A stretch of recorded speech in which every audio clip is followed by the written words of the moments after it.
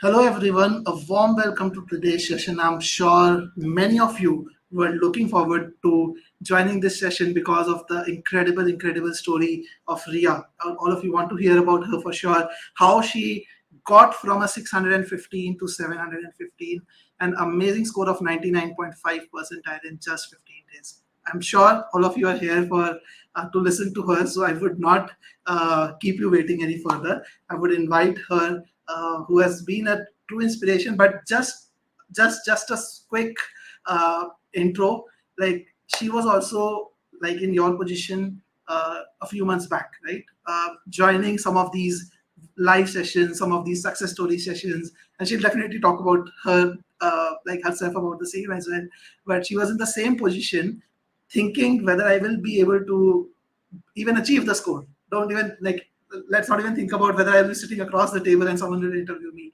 She was also in that space just a couple of months back, and right now she's here with us with that 715, an amazing score that enables us to get into any of the top B schools that she thinks of and dreams of.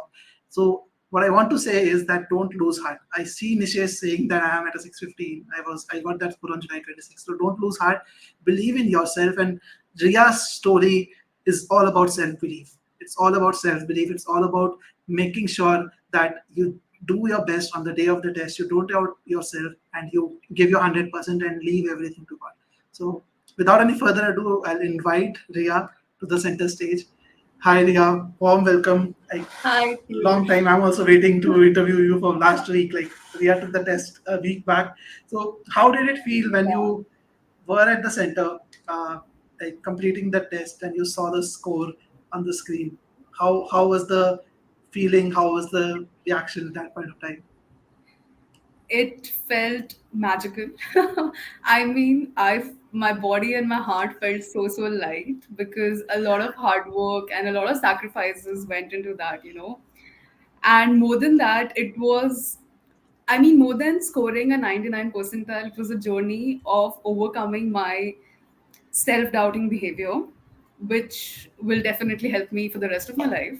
So it was more of a self-awareness journey that I had through GMAT because leave 99. I mean, I was just a person that 80 percentile just get me to a score of 710, like on the classic part. Just get me on the 710 part. That's all I need. And I could not dream of that. So it was a self-belief journey that I went through to score this. So yeah, And, it's and just for very the record, for the audience, yeah, just for the record for audience, Riya is working with us also for the applications. And I remember like just before the 615 attempt, right? I think it was just a couple of days before the 615 attempt, we were discussing that she's targeting NCR, HEC, and a few schools in Europe. And we are thinking, okay, if we are discussing, okay, what is the minimum that we need to get there? Yeah. Like if you I've get a always thought of the 665, minimum. 655 on Yeah. the focus, I think you have a decent profile when we make it through to the schools. And like honestly speak, I have always just thought of the minimum. I always actually just thought 700, 710, just get me through that so that I can apply to NCR. But yeah, I mean, when I realized that it's just about doing your best, just going through the whole thing and giving your best, actually, there's no limit. The only limit is 805. So yeah. So now we don't even have a limit on the colleges. Yeah. sure, for sure. So let's start with your intro, Ria. Let's tell us the viewers about tell the viewers about you and how did your GMAT journey start? When did it start? Just run us through your GMAT journey broadly. Yeah, so I work with Akasa Air. I'm in the finance team, working with the CFO for the strategy and the controlling part of it. And my journey began last year when I joined Akasa, like 6 months into it, and I realized that, the top management are all mostly MBAs. And I realized I have achieved minimum experience now to go ahead for it. So that's how it began. And the people around me inspired me, my CFO, my manager, the ones who were ISB graduates and, London Business School graduates. My colleagues are those. So I realized I also need to go and I need to get that leadership experience in order to be a leader in the future.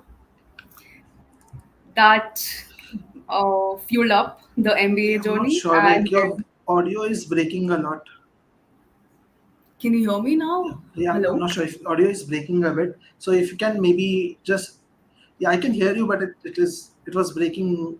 It's breaking a lot. So can you try just checking your Wi-Fi once, like what's the speed that you're Um, getting? In the meantime, I'll just share yeah. a few things with the user. So just check Yeah. once. So again, till the time Riya just checks her internet connection, I'll just quickly tell you how we have structured this discussion. Okay, so audio is good. Anand and Nishish is saying. So it's possibly my end. So I think we are good. We are good, Riya. Sorry for that. Uh, so thank you so much, Nishish and Anand for that. So that audio is fine. Those are good.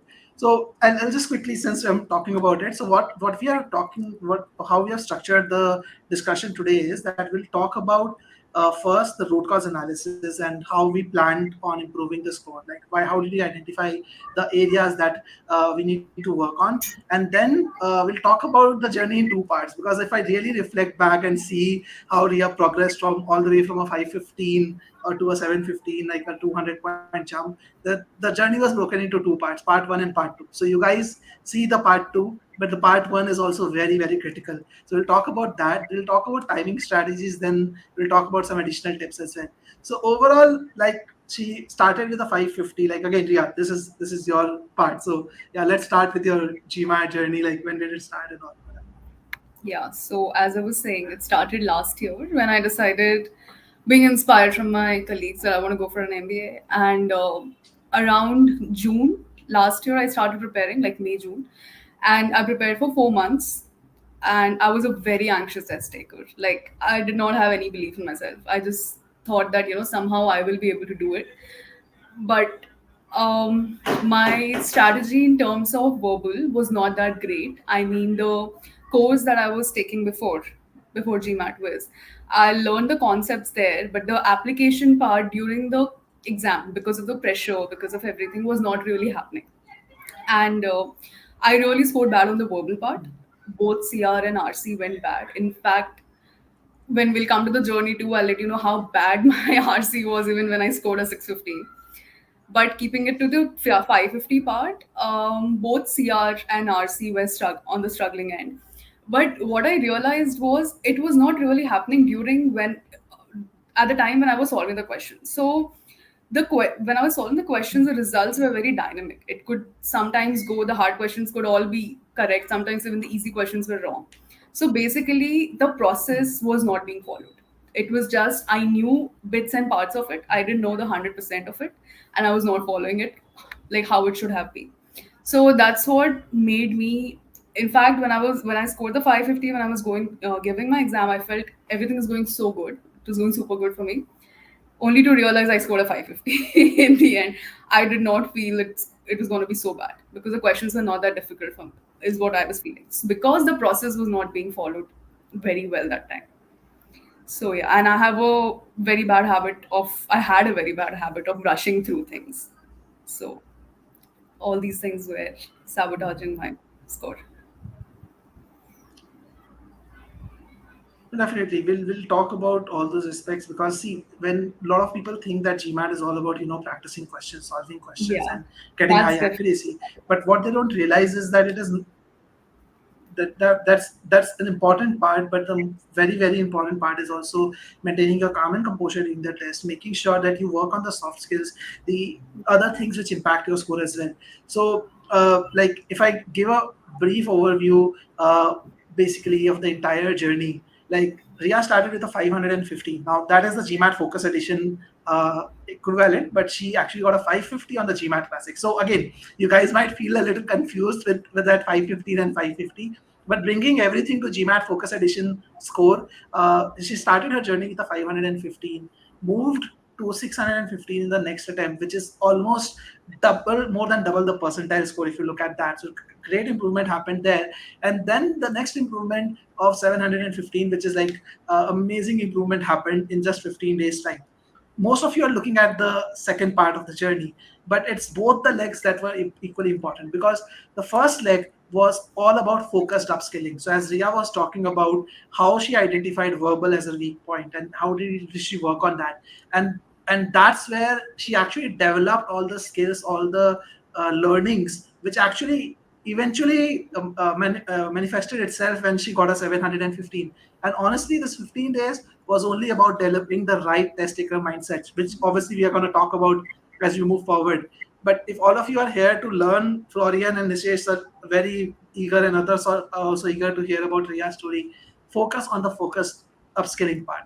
So let's start with that, Riya. I think these three things: conceptual clarity, process engineering, strategy. Let's run the users through. Again, I know your journey, so but let's assume that I don't know it for a moment, and let's share with the users how did you start working on verbal, what changed, and let's start with critical reasoning, because I remember you started working on that. So how did your approach change towards critical reasoning? What did all you do, all of that? Yeah. Let's start with that. So on the critical reasoning, mainly, I knew that there's something called pre-thinking. I knew that we have to focus on the conclusion. But what I was not able to do was pre-think it in the right structure. So basically, what really matters is to focus on the scope of the argument, which I couldn't learn in my first attempt. The focus on the scope of the argument was not there. You're reading the premise, then you're reading the conclusion, Okay. but there's a different mindset that would come in, that I would always try to pre-think the answer, but on what grounds I have to pre-think the baseline of it was not really defined. And I took the classes with Sunita ma'am, so she really hammered me like left and right to put my mind in one process. Like, just to give you an update, like when I gave my first attempt in September last year, after that for 6 months, I had no energy to go for it again because it was so bad that I just decided that it's never gonna happen. And when I again started for it this year in May, around May, the first thing I knew was I had to do the classes with Sunita ma'am, because I had heard too much about her, and she was really good about for the CR and RC part for me, and she helped me understand what I have to focus on. I have to see the premise, of course, because on the basis of that you come to the conclusion. But there's always a gap between the premise and the conclusion. To understand that gap, we first have to understand the scope of the argument so that you don't think across all the boundaries and you just focus your mindset to that. So once you define the scope, then you can go to the pre-thinking. Then your pre-thinking would not be wrong. So that's one thing. But even at times for difficult questions, you would not be able to pre-think. So what will help the most if you go by the process of understanding the premise and putting up a scope for the argument is that your answer choice elimination will become easy. So if your pre-thinking does not work at that time, then answer choice elimination will work the best at that time. So these were the only two processes that helped me: pre-thinking, and when pre-thinking did not work, then it would be answer choice elimination. And for CR, I mean, from a 550 level question to a 750 level, like 750 level question, the question's scope will always, the way you define the scope will always be the same. The process will always be the same. The only thing that changes is the complexity of the argument. They would confuse you more, and that's when you have to understand what to filter out. Because in my this attempt, I got like a very long argument. So I had, because I knew how to filter out and what just to focus on, I could do it on time and I could do it correct. So filtering out from the argument as well what to focus on, and then focusing on the scope, and then going for the pre-thinking. If pre-thinking does not work out, go for the answer choice elimination. This is something that Sunita ma'am hammered me and taught me. So yeah.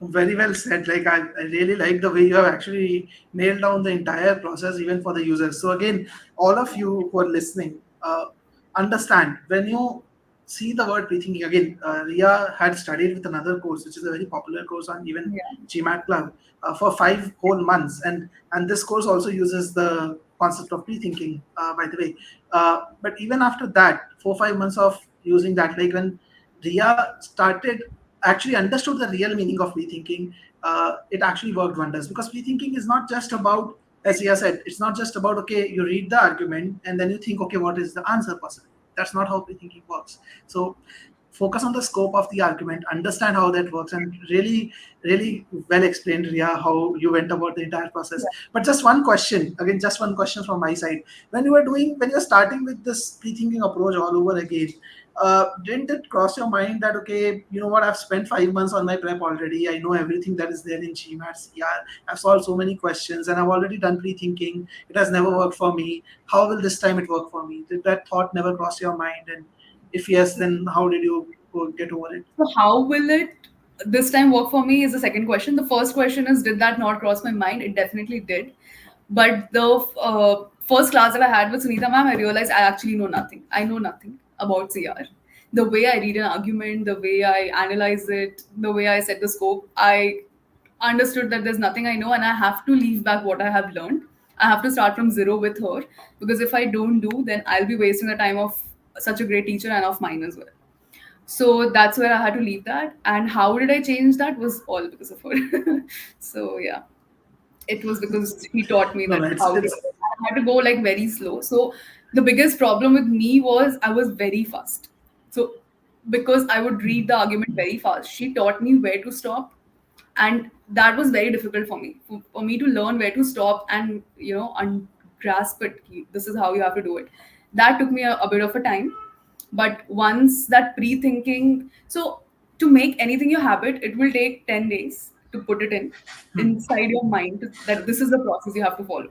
Once that happens, pre-thinking is a natural thing that will come out of you once you start doing the CR questions. And at that time, after that, then 805 or 505 level questions will feel the same to you, is what I felt. I mean, so yeah, that pre-thinking just has to become a habit. so one thing which is very very important here, Ria, is that you are open.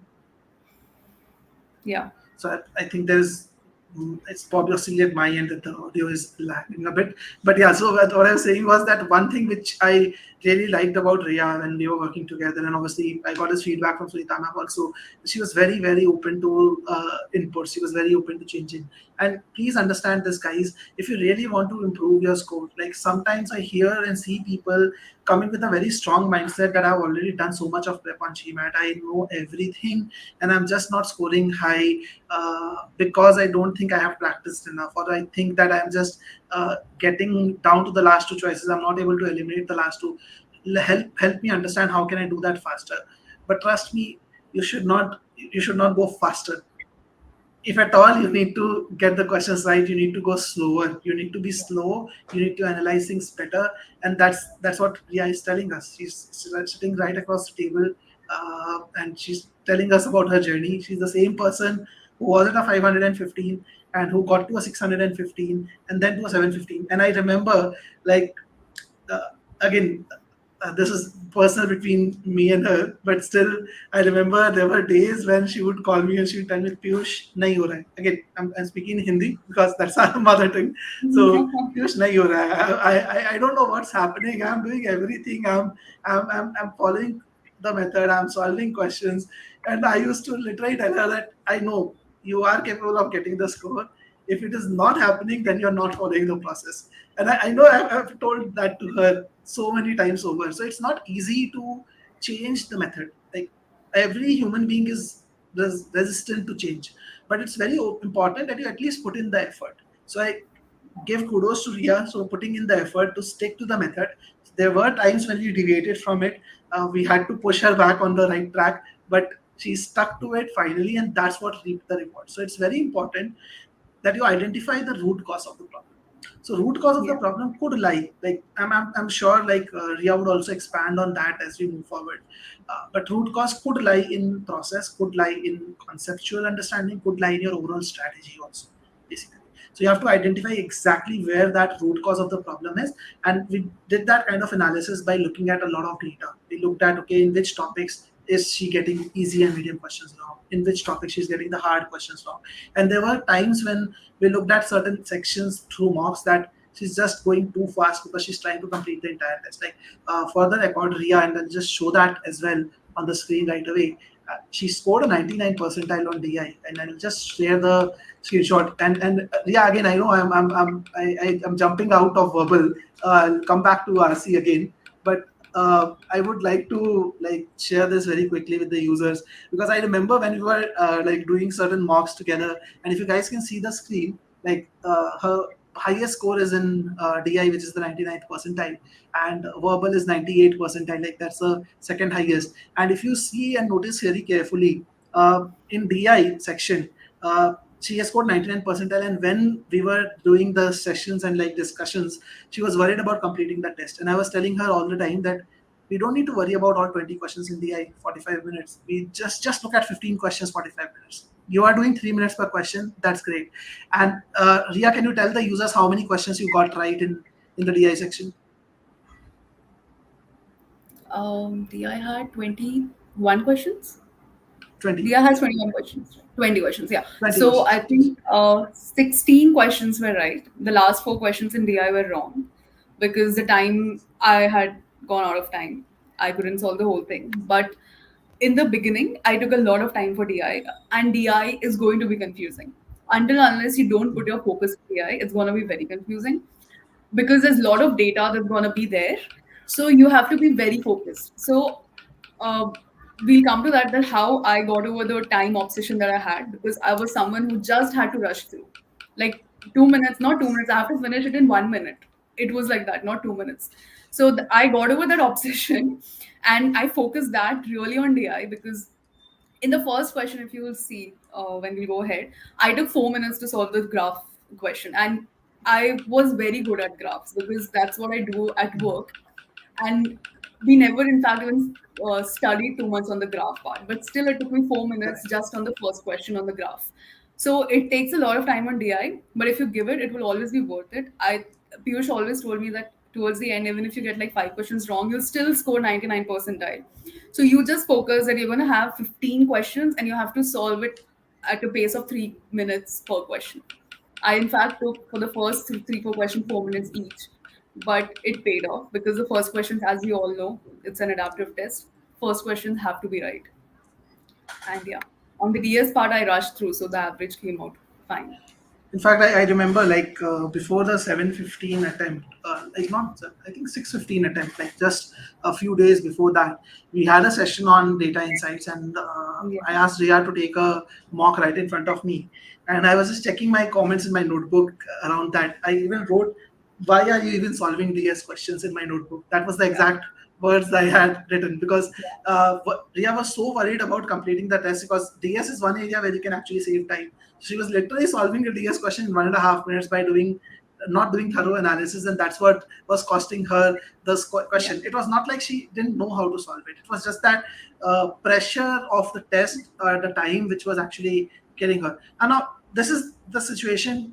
This was a situation mostly for data insights and quant. I would say quant less so than data insights. So it's very important that you identify your root cause. Like I think the score improvement is all about It's actually all about understanding where you're going wrong. Exactly. So I think Ria, we did not focus too much on the verbal timing as much because I knew there it was more about the process. It was not about the strategy of the timing, which was happening more with DI, less with quant. In quant, there was something else like the other thing which we'll definitely talk about. So what I'm trying to say is that if you really want to improve your scores, those of you who are here, and by the way, you guys can also ask questions. It's not just me who can ask questions to here. So if you have any questions, you can feel free to go ahead and ask that. But if you really want to improve your score, what is important is to identify your root cause. Why are you struggling? Where are you struggling? And then only the action plan makes sense overall. So that's something which is very, very critical. And in case you're not able to do that root cause analysis yourself, find someone who can help you out. And if you need help from GMATWhiz, feel free to schedule a call on our calendar. Use this link. You can speak to one of our experts and understand from us how and what it can do to improve. But very important piece is to do the root cause analysis. So the main thing was process improvement is required in verbal. CR, we already talked about. How did you improve your RC? Now, RC is another area which a lot of people are not very comfortable with. So, how was your improvement in RC? What was the strategy that you followed? um, I was horrible at RC. Like even in my 615 attempt, I scored a 7 percentile on RC. I mean, a 78 percentile overall, but a 7 percentile on RC. It was that bad. But RC again, more than the conceptual part, it was again the process because there's no concept on the RC part, right? Everything is just given in front of you. The Correct. strategy that I was following before, like every course is gonna tell you this. you have to make a summary of the paragraphs, you have to then link the summary, and then you have to come to the main point, you have to infer. But when I worked with Sunita ma'am, I really understood how to read through the passage. Every sentence in that passage has to be linked. If you don't link it, the questions will not come easy. At least for the hard questions, you'll not be able to answer that. So me being me, I would always look at the timer. So I would like to try to rush through. So what I did between that 6:15 and 7:15, those 15 days, the main focus was RC, because RC only pulled me down during the 6:15 thing. So what I did on the RC was I went slow. I stopped the timer. For those 15 days, I did not practice switching on the timer. I would just understand each and every sentence, how that's linked. If I don't, then I'll read that sentence twice to link it to the previous one, and then make a summary out of the whole paragraph. And for each paragraph, you have to make a one liner summary, because that's how you'll be able to come at the main point answer. Because my main point answer always used to go wrong. So the only way to come to that was to summarize that 30 to 35 sentences of a comprehension into three sentences. And yes, so I stopped the timer. I did not put on the timer. And then what I started realizing was, if I spend 4 to 5 minutes in the first question, so generally RC would have 4 questions, so 8 minutes for each passage. So if I would spend 5 minutes for that particular first question, for the next three question, I would take not more than 30 seconds. So actually, I was solving the RCs before 8 minutes. Like by 7 minutes, I would be done if I follow the right process. So it did not happen overnight. I had to first start without a timer, or if I switch on the timer, I would not view it so that I don't get anxious in between. I also have spent like 15 to 20 minutes on one passage, but I made it a part in my thought process of solving the RC, that you have to link every sentences, you have to understand the passage in like completely thoroughly, and then only you'll move ahead. So once you understand it thoroughly, the questions become very easy. Even for a hard level passage, it becomes easy. And if it does not click to you quickly what the answer can be of those questions, at least the answer choice elimination becomes very easy. So for both CR and RC, answer choice elimination is a very great strategy. But that also comes from by following the process properly. It's not like if you skip the process then you can do ACE. You cannot do that. So yeah, that's what RC was about. Just focus on the passage properly. So we have Yeah, I so we have a read that question one. from Sanskriti on Did the you same not thing. Like, focus while reading through RCs? So what Sunita ma'am told me, actually, if you're watching your favorite show, you would not lose focus for 50 minutes if it's your favorite show. Then how can you lose focus for something that's gonna make your career in 5 minutes? So that's what literally struck my mind. And I did not lose the focus because of that. It was a make or a break of my career part. So what five? I could just focus for 15 minutes. And other than that, my CFO made me read a lot of contracts. So I had to read through contracts before getting him signed. So getting him to sign that contract. So that helped me on the RC part again, like I had to focus on each and every aspect. But more than that, like Sunita ma'am really helped me to understand the process. I And think that after one my line that you said that will yeah, that one line that you said will definitely stick with Sanskriti as well. That if you can actually not lose focus for 50 minutes, I think it's also about that uh, engaging yourself in the passage. It's about that. When you watch a show, it's a pictorial thing. I totally understand that, but it's about engaging. So similarly, when you're looking at a passage, it's also about trying to visualize that passage, trying to relate to that passage rather than just reading the passage. So if you're yes. just reading what is written, Sanskriti, you would definitely not have enough focus. But if you focus on why is it written, as Riya was telling, that connect If you everything. become curious about it, that what's the end, Yes, what's the end, then you would yes, yes. stick to it. Yeah. That's very very critical. Okay, so Vishnu has a question. Did you take a break during your for your GMAT prep? Yeah, yeah. Okay, no, from my job, no. In fact, I Yeah, had from my a job. exam on 17th July. Went, I went to office till 14th, 15th, 16th, and 17th. I was on leave actually. I went till 15th. So, yeah, I did not take And a she break. works in the CFO office, so It was Yeah. really really hectic for her around that time. Okay, so let's take another question. How crucial was the official guide for GMAT Focus? Okay, I wanted to come on that on the quant part of it, but okay, I will cover it right now. Official guide is everything basically. My life went on GMAT Club mostly. So first, I understood the concepts and solved question from GMATWhiz, because we all know that Wiz's question is on the difficult part. Even the medium questions are harder than the actual medium questions. So once I got through that completely, then I moved completely to OG, and I just solved the OG. So on the GMAT Club, you can get access to all the questions. I I remember when I used to get bored during my work or during a meeting where I had nothing to do, I would copy all the questions from GMAT Club. I would sit and people would think I'm working. I was not. I was copying each and every question on an Excel, putting a link, putting the difficulty, where I would go wrong, the timer, what topic it is. I have a whole log of each and every question of GMAT Prep Focus on that, and I just solved that. In fact, on the 6:15 to 7:15, that 15 days, I only solved the questions that I used to get wrong, because that error log helped me to go through it.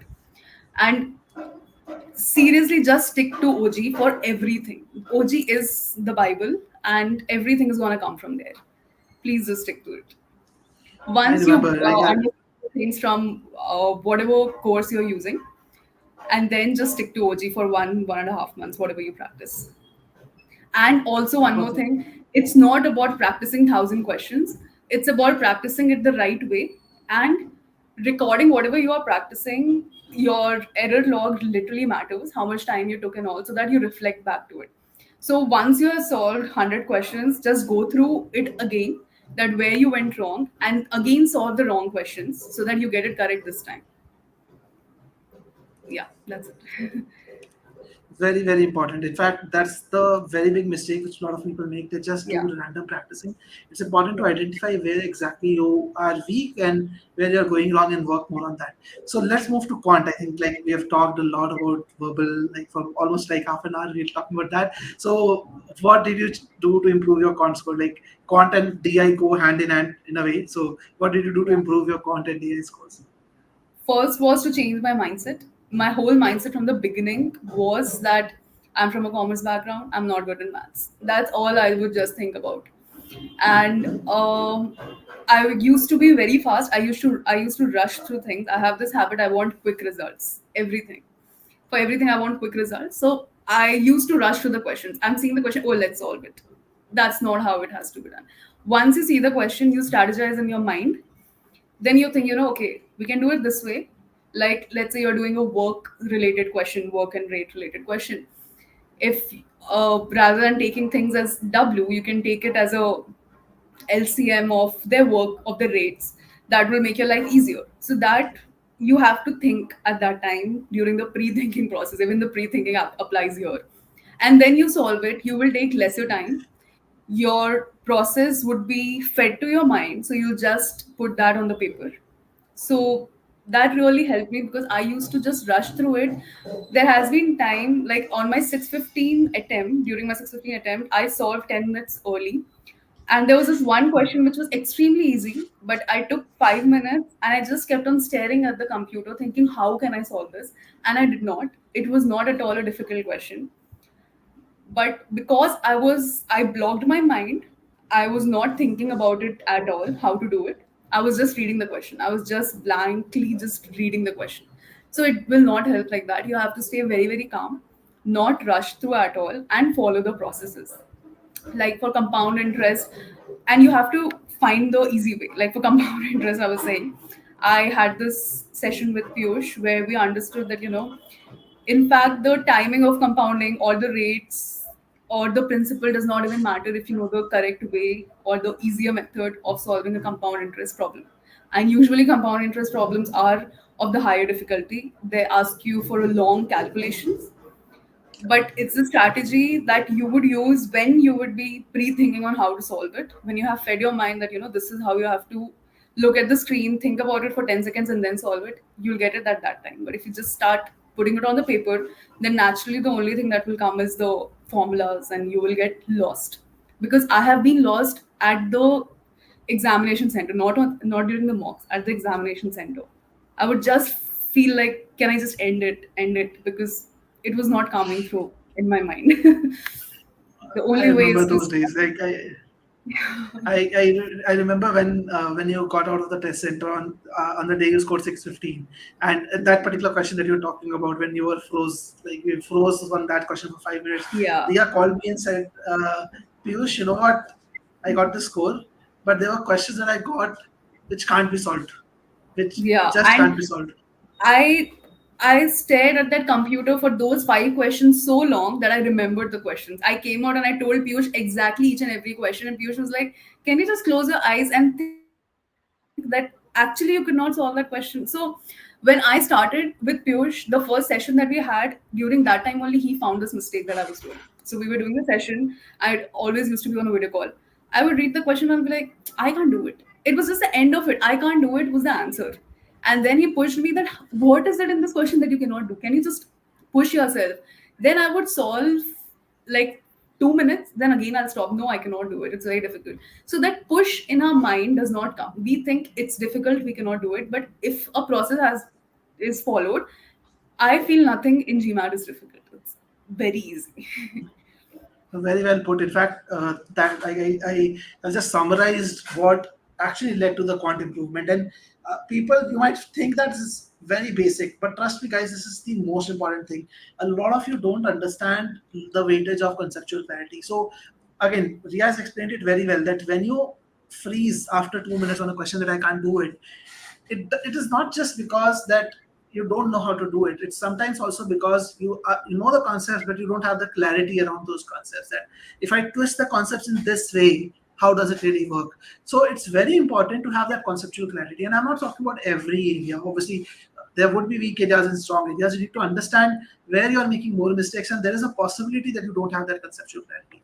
And it's important to learn better methods, and then uh, the most important thing which I have mentioned in green is in front of us, which is strategize then solve. So Yeah. don't just jump into solving. Many a times the answer is right there in front of you. You don't even need to do any calculation. Sometimes you can use different methods. You might think plugging a number is better, using the options is better, but it is not. You can only do avoid that going into that loop by making sure that you strategize. In fact, I remember again, if you remember, yeah, the mock, the quant mock Yeah. that we had together. Like, would you like to share Yeah. your experience of that with So the users? yeah. So the quant mock that we had at that time, I had to share the screen, and there were like 21 questions given from GMATWhiz that I had to solve. And I think I solved that whole 21 questions 20 minutes in advance. So, or 15 minutes in advance. So that's how fast I used to go. And so what Piyush did was, I mean, I was just blown away from the fact that he focused so much. He understood from the moment of my eyes that when I was understanding that, okay, this can be the answer, I used to recheck it like 10 times. And especially, so I have this fear when the section starts for it to be verbal or quant. The first 4 questions I'll be very scared to answer. I'll be feeling that, no, I'm doing wrong. I'm just wrong all the time as for me. So I would just feel like it's wrong. So I would recheck it so many times that towards the end I would not have time to answer. So rechecking is not something that will help you, because if you have done it wrong, might be a bit of a calculation mistake. If you have done wrong, then you can get it corrected. But if the process you have followed is wrong, then it will not correct in that time, because already that anxiety would have kicked in. And it's better not to recheck. So just have confidence in yourself is what I learned from him. I stopped rechecking, and I stopped rushing through so much, because even if you're getting the questions right, it's just your luck. Might be during the exams I would not get it right. So that's why Piyush emphasized it a lot, that please just read through it, just look at the screen and think in your mind, and then go to the paper. And the easy I, way out, try always to find an easy way out, not to skip the concepts, never to do that, please, no. Follow the concepts, but the straight road is always not the road. You can take a different approach also. So that also helped me. that's also very critical. So, like, just circling back to the mock again. So I remember, like sometimes as a student, you might also feel that you are short on time. You don't have time. You don't have time, and that's why you're getting the test wrong or you're getting a low score. So Ria also was feeling that before that mock. And when we were doing that mock, like what we saw was that she completed it 6 minutes before the scheduled time, and there was 11 to 12 minutes that she spent on rechecking, basically. Yeah. So total 18 minutes before she completed, including the time for rechecking. So again, that time for rechecking is something you will not get to see at the end of the data, right? You'll only see that 6 minutes was remaining at the end of the quiz. You'll not realize that 11 to 12 minutes you have spent on rechecking. And out of the 11 to 12 minutes that was spent, there were only two questions whose answers Ria actually changed. Not only two, in fact, there was just one question whose answer Ria changed, and everything else was exactly the same. In fact, the one that you changed was also incorrect. It was not even correct at that stage. So the entire time that was spent on reconfirming, and that only happened because the need for doing that was because we were worried about time so much so that we did it really fast. And we did it really fast. We were not really sure. So the idea was that instead of spending the time on rechecking, rather go slow in the first go itself. Do it properly. You'll feel much more confident as well. So that was Yeah. the idea. Okay. Yeah. So related to the same thing, Ria, I'll take a Federico's question. Again, he's asking, did you have a specific question that you practice to not even read? Like, I think he's asking about the skipping strategy for weak areas. No, I did not skip anything. Actually, there was nothing that was no topic that was skipped, and yeah, the practice was quite strong. So I remembered the questions also that I practiced. So yeah, That is good. So generally, the idea is that ideally you should not be skipping. In yeah, fact, that should not be a like. I also don't recommend that to be a part of your main strategy. That you yeah. go into Because the even test one thinking that question okay, matters in GMAT. yes, every Because, conversation yeah, matters. But because if in you case skip if you and are that one question you get in the beginning, then your whole efforts, would go for a toss. Because in the beginning, the yes, questions, if they go wrong, then there's no point of it getting improved in the future, in further questions. So yeah, do so not Aditi skip. has a great comment for you. Like I'm sure you would love this. So it's not you alone. There are a lot of other I've people. not even come to the Riya is also anxiety actually. Piyush and I had decided that we'll come to the anxiety part and the later thing because okay, I'll tell it right now. So from the 6:15 to the 7:15 thing, the 15 days that you saw that was so it was just so you thought that it's a magic that happened those 15 days. Actually, what happened was meditation. So Piyush told me that if you don't meditate for 30 minutes every day, I'm not going to talk to you. And he actually did that. I would call in between being anxious that Piyush nahi hoga. There's no point giving it. Leave it. Let's apply with this only. There's a lot of colleges that we can get. He would not even listen to me. He would dismiss as if I'm a mad person talking. I don't even exist. Like, okay, fine, do whatever you want. And then I was left with no option but to do what he said.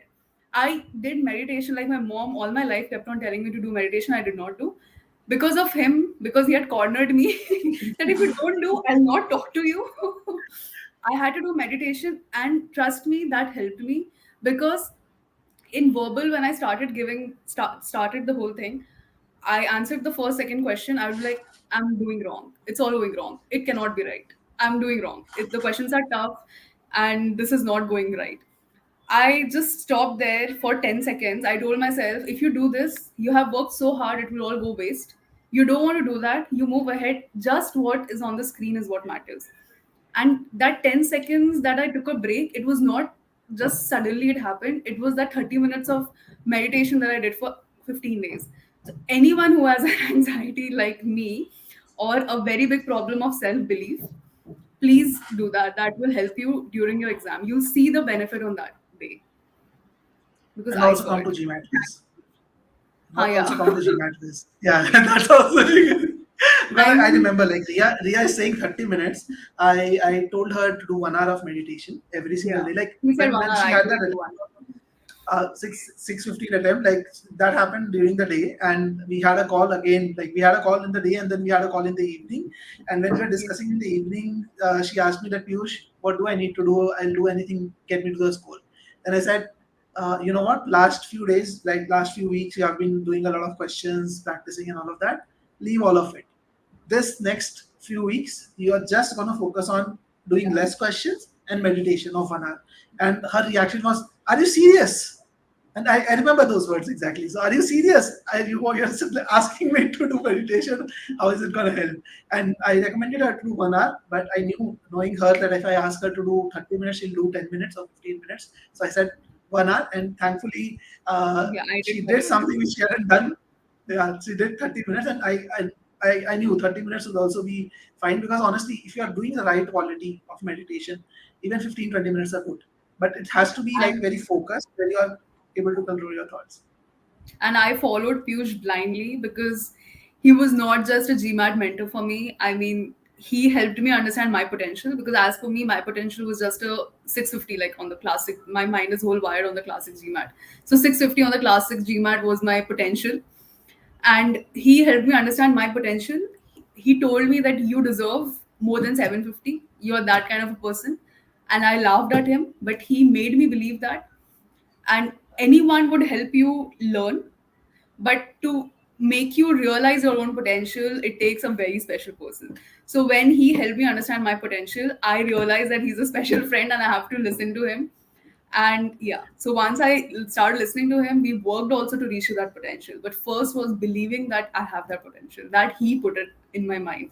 Otherwise, I am just a self-sabotage person. No, no, you have been very patient. You have had the courage to face this. Like, you're facing, Yeah.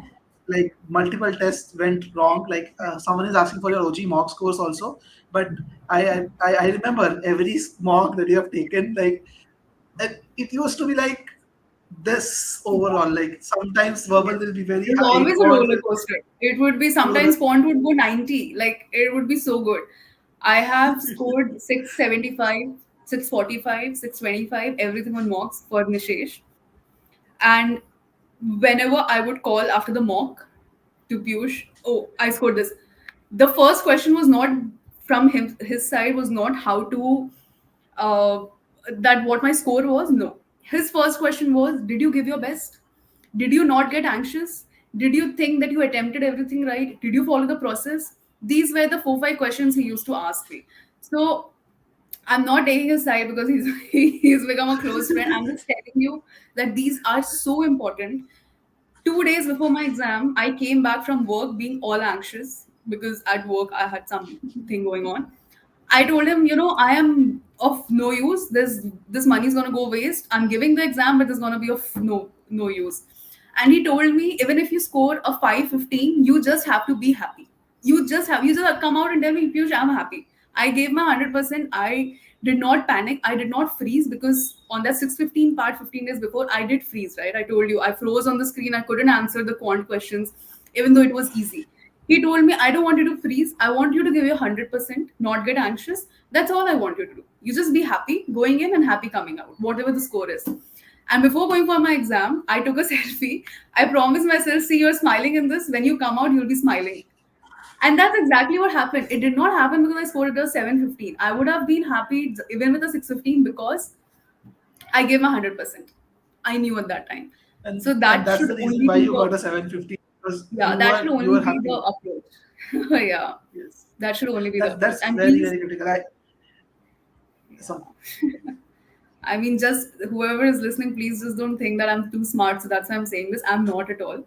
I mean, you could understand going from 515 to a 715. So it's not about smartness. It's just about your hard work, and you just keep on execution. doing it. You have Correct. to do it because that will change your career. That will help you.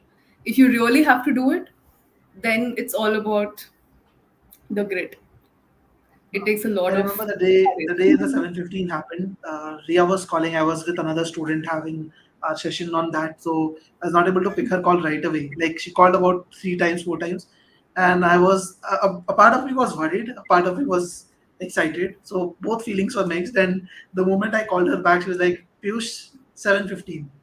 And I honestly was so happy, so happy. I would say a part of me also tried to pinch myself that Yeah. finally we got what we desired, but we actually had, like we And had to the that potential of. also, after a minute, when I told him that I scored a Quant 85, he said, Quant mein 90 aana chahiye tha. And I'm like, are you serious?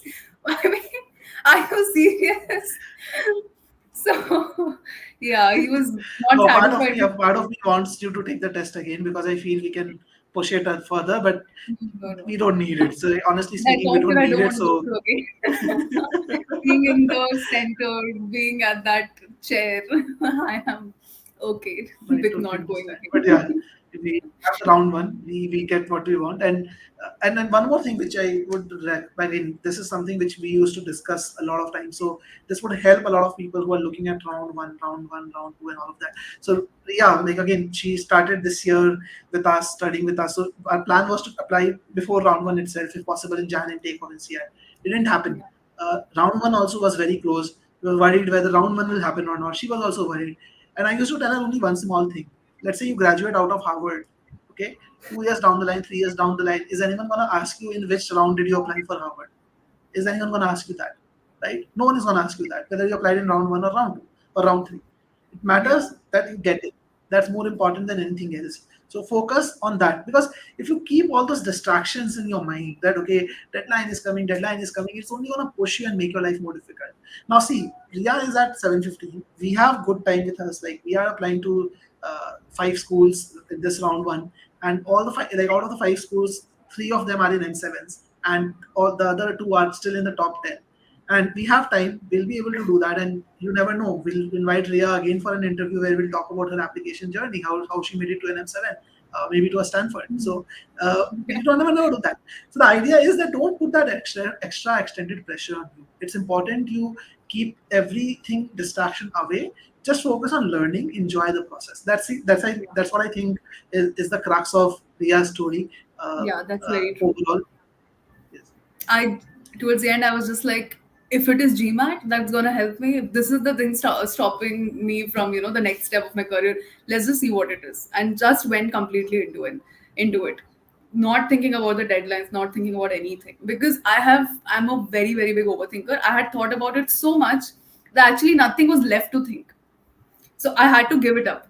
The only thing to do was to give it up, and then magic happened. So Yes, yes. we clutter our mind with so many extra thoughts, and I've always seen that like, and again, it's not just about Ria, it's about a lot of other students, a lot of you also. You have the potential. Again, everyone has different degrees of potential. Definitely, that's true.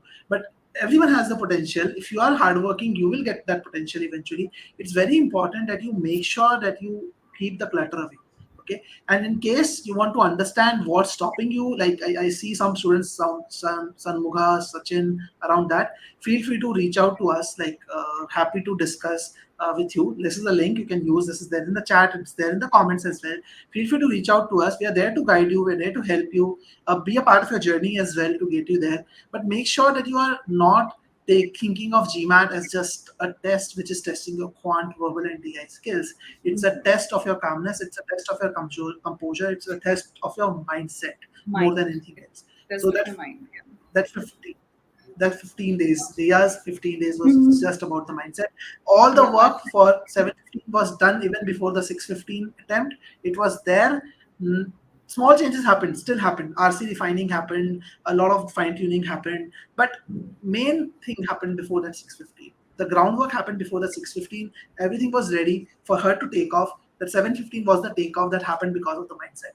So it's very Yeah. important that you do that and focus on that. So honestly, great learnings shared by Riya. Thank you so much for coming live today and sharing your lessons with the students. I'm sure a lot of them have gotten a ray of hope. Like, don't give up. A lot of them Yeah. have Just gotten a ray of hope, and they'll go on your path as well.